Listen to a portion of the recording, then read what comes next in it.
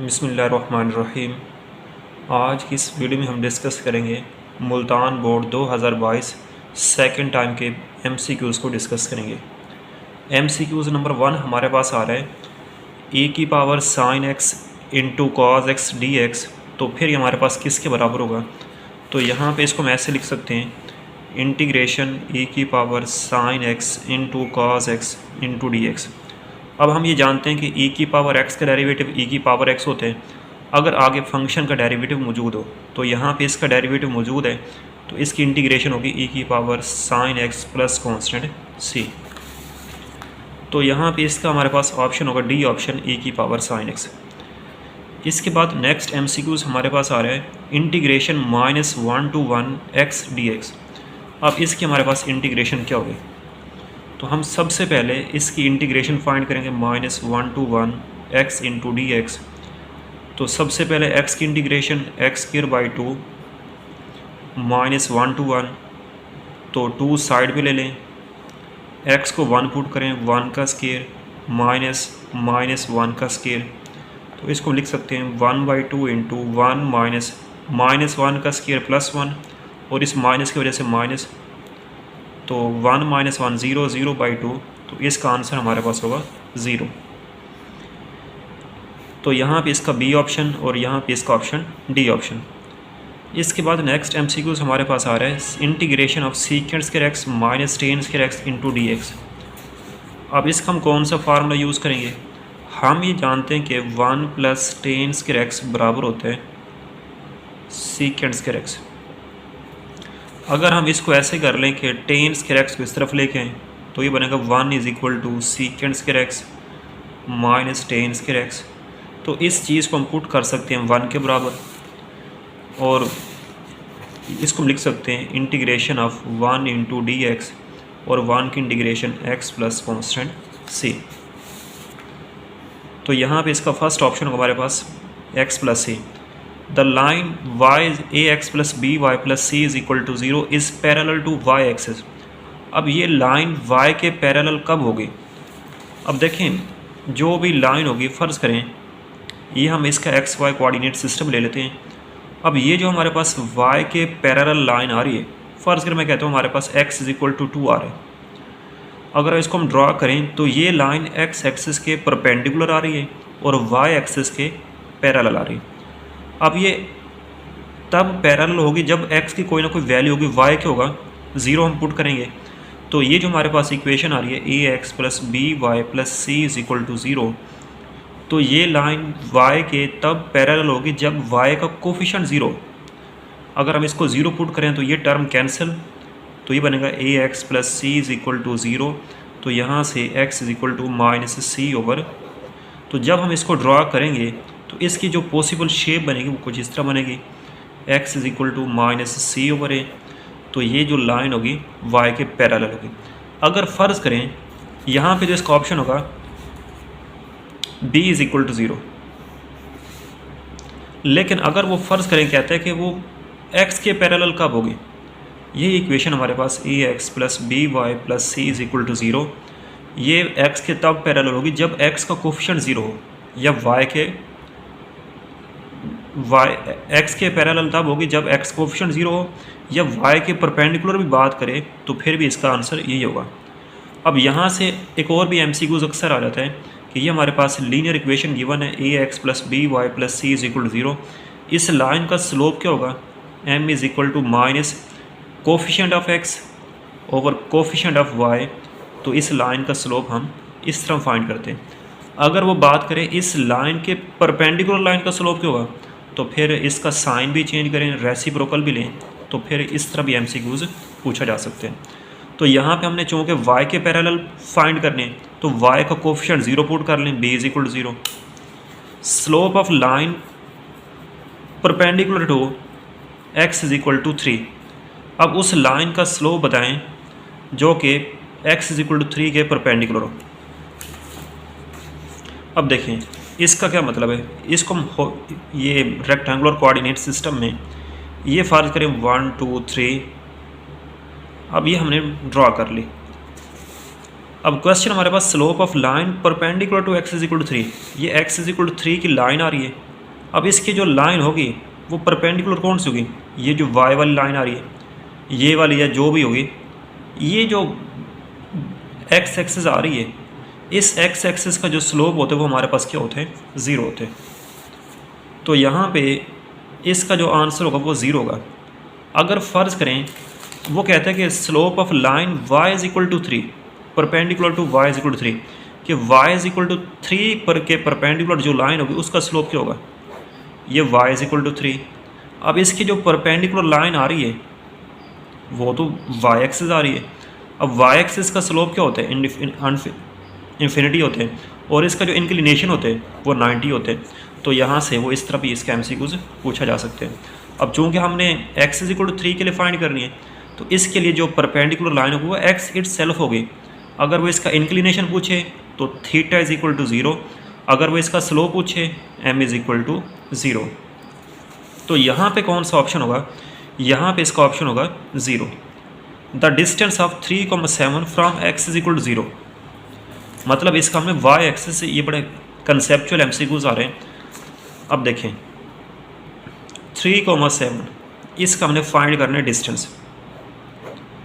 अब ये फ़र्ज़ करें यहाँ पे x इज इक्वल टू 3, यहाँ पे y इज इक्वल टू 7, ये हमारे पास जो पॉइंट आ रहा है ये आ रहा है 3,7।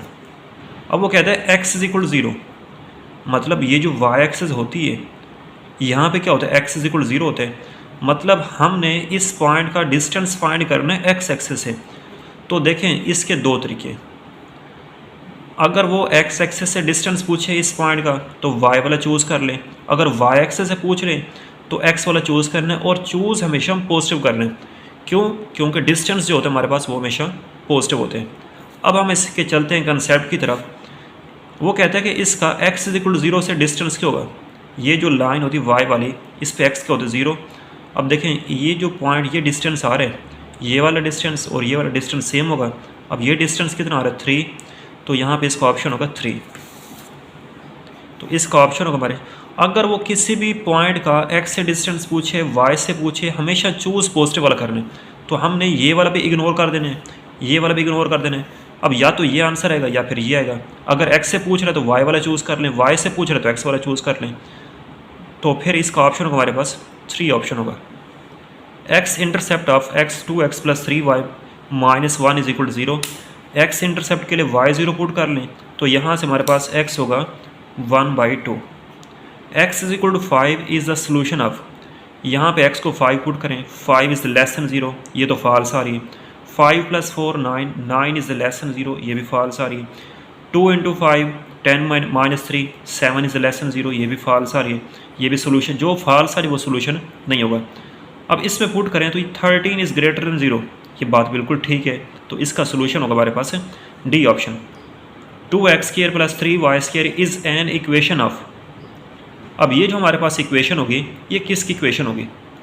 अब देखें अगर ये इक्वेशन हमारे पास इसमें x² और y² के कोफिशिएंट होते बराबर, 2x² + 2y² is equal to 16, तो ये इक्वेशन होती है सर्कल की।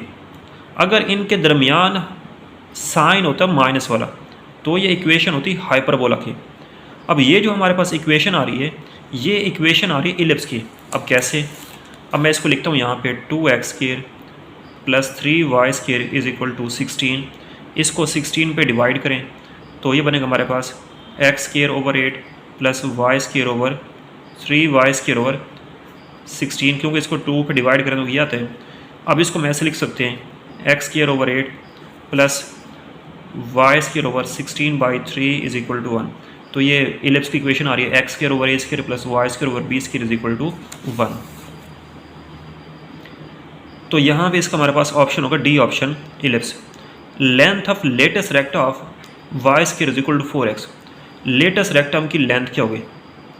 अब इसका आसान सा तरीका ये होता है, अगर हमारे पास ये इक्वेशन गिवन है y² में, तो x का जो कोफिशिएंट होगा वो क्या होगी, लेंथ ऑफ लेटेस्ट रेक्टम होगी। अगर ये इक्वेशन होती x² में तो y का जो कोफिशिएंट होता वो लेंथ ऑफ लेटेस्ट रेक्टम होती।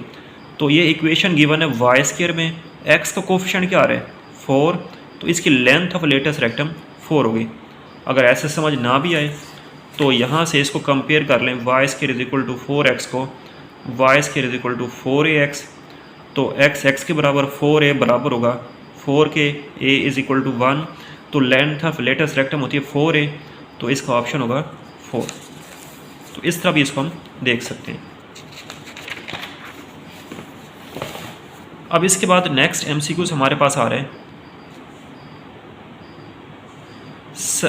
Conic is a circle of eccentricity is, circle की जो हमारे पास इसेंट्रिसिटी होती है वो ऑलवेज 0 होती है। अगर वो पैराबोला की बात करें ऑलवेज 1 होगी, अगर वो बात करें हाइपरबोला में तो ऑलवेज ग्रेटर देन 1 होगी, और अगर वो बात करें इलिप्स की 0 से ग्रेटर और 1 से लेस होगी। तो ये मैंने चारों MCQs बता दिए हैं। यहाँ पे सर्कल के केस में eccentricity is always 0। Projection of A along B, अब ये जैसे फ़र्ज़ करें ये हमारे पास एक वेक्टर गिवन है, ये ए वेक्टर आ रहा है और ये बी वेक्टर आ रहा है। इस ए वेक्टर का बी के ऊपर कितना साया बनेगा, जिसके ऊपर या जिसके अलोंग फाइंड करना है उसका यूनिट वेक्टर लेने। तो इसका फार्मूला हमारे पास बनेगा, क्या बनेगा, A dot B unit vector. इसको हम ऐसे भी लिख सकते हैं A dot B vector over B की मैग्नीट्यूड। तो इसको हम लिख सकते हैं A dot B over B की मैग्नीट्यूड। द डायरेक्शन को sine of vector J means Y axis के जो डायरेक्शन को साइन होते हैं वो होते हैं 0 1 0। अगर वो आई के पूछे तो ये आएंगे, जी के पूछे तो ये आएंगे, और अगर वो ओरिजिन के पूछे 0 0 0 आएंगे। तो यहाँ पे इसका ऑप्शन होगा B option. If F of x is equal to -2x + 8 then F inverse of x is equal to, अब इसका हम इनवर्स फाइंड कर लेते हैं। अब कैसे फाइंड करते हैं, सबसे पहले हमारे पास आ रहा है F of x is equal to -2x + 8। इसको हम लेट करते हैं y के -2x + 8, एक तरफ x लेके आएँ तो ये 2x is equal to 8 - y, तो यहाँ से x is equal to 8 - y over 2। तो यहाँ से हम ये जानते हैं कि y is equal to F of x is equal to F inverse of y। तो यहाँ से इसको हम लिख सकते हैं F inverse of y is equal to 8 - y over 2। x में रिप्लेस करें तो 8 - x/2। तो इसका ऑप्शन हमारे पास सी ऑप्शन आएगा। The domain of F of x is equal to square root of x.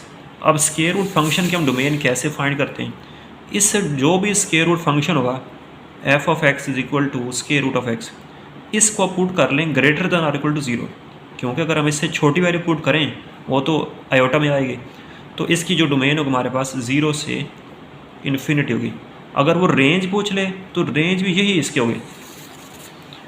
तो ये 0 से इन्फिनिटी, इसका बी ऑप्शन मेरे ख्याल में इसका आ रहा है exactly B option 0 to infinity.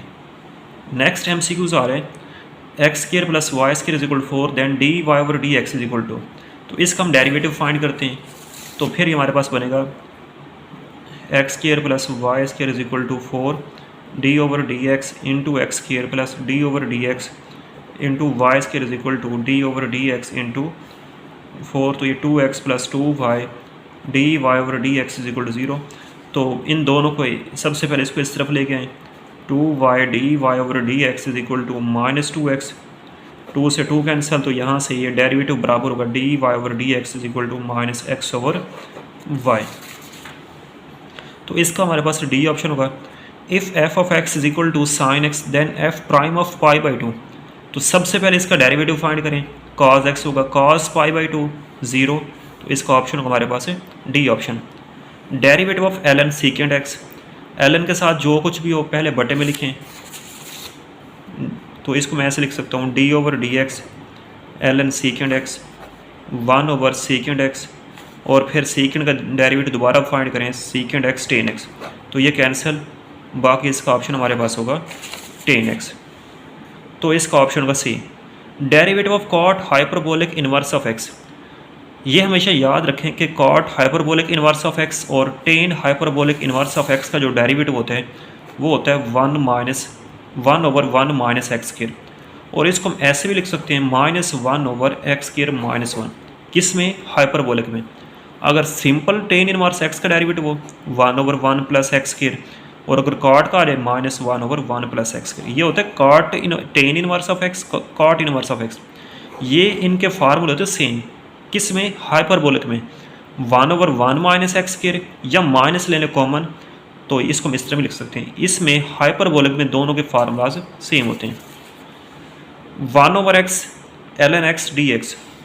अब ये देखें बड़ा अच्छा MCQs आ रहा है, इसको हम इस तरह लिख सकते हैं। इंटीग्रेशन में अगर इसको रीअरेंज करूँ ln x 1/x dx, ये फंक्शन आ रही है, उसका आगे डेरिवेटिव आ रहा है, तो फंक्शन की पावर में क्या ऐड करें, उसी से डिवाइड करें प्लस कांस्टेंट से। तो यहाँ से इसका ऑप्शन होगा हमारे पास बी ऑप्शन। तो ये थे हमारे पास मुल्तान बोर्ड्स के प्रीवियस MCQs जो कि 2022 सेकेंड टाइम आ चुके हैं।